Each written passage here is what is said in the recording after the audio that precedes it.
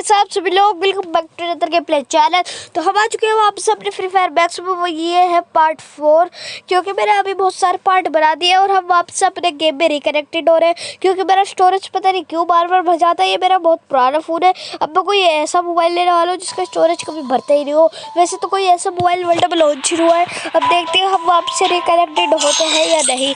और मुझ पर स्नाइपर थी और मैं वो वाली क्लिप ले नहीं पाया हूँ। मैंने इतना बढ़िया है कि लास्ट वाले प्लेयर को मार था। तो हम आ चुके हैं वापस से अपने मैच में और लास्ट लेगेसी चल रही थी। काश मैं आउट ना हुआ उस जोन से।